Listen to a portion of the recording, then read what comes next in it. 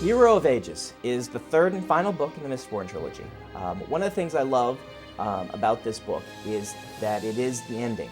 And so book 3 is just an overload of action and excitement and character climaxes and just an amazing romp through this series. I was actually watching one of the Lord of the Rings movies and watching Frodo go on his quest to fight Sauron and defeat the Dark Lord, and I thought about Harry Potter with Voldemort and all these, and I thought, you know, these Dark Lords always get taken down by these, peasant kids.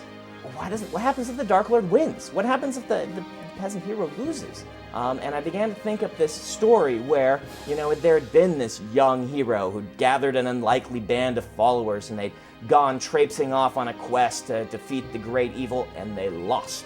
And the Dark Lord took over the world and began to rule.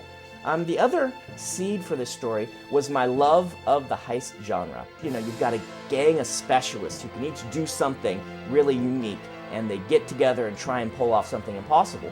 The peasant hero, he didn't save us. Those prophecies, well, they were all bunk. We're now ruled by this terrible dark emperor.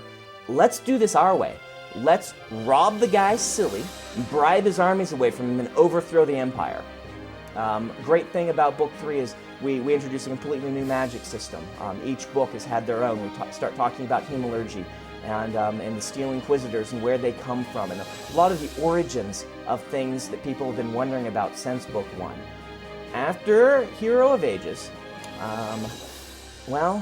in 2007, one of my favorite authors of all time, Robert Jordan, sadly passed away. And I had been reading his books since I was 15, and the first one came out in paperback. I can remember when I walked into the store and saw this new book on the shelf, and it had this amazing cover, and it was big and it was thick, and I was just getting into fantasy books, and I said, wow, there's something about that book. And I picked up a copy and read it and just was hooked forever. And over the next 18 years, I read this series. I absolutely loved these books and was waiting with everyone else for book 12 because it was going to be the last one. I got up one morning and there was a voicemail on my phone. It was Harriet Rigney, Robert Jordan's wife, longtime editor of his books.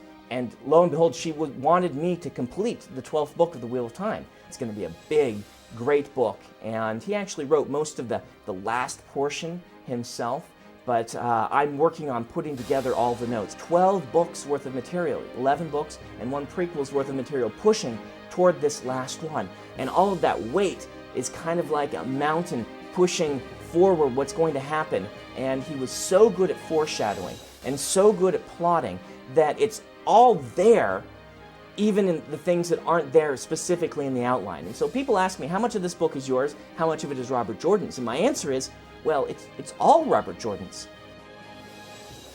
Go check out BrandonSanderson.com for sample chapters and annotations of my work and all sorts of fun things.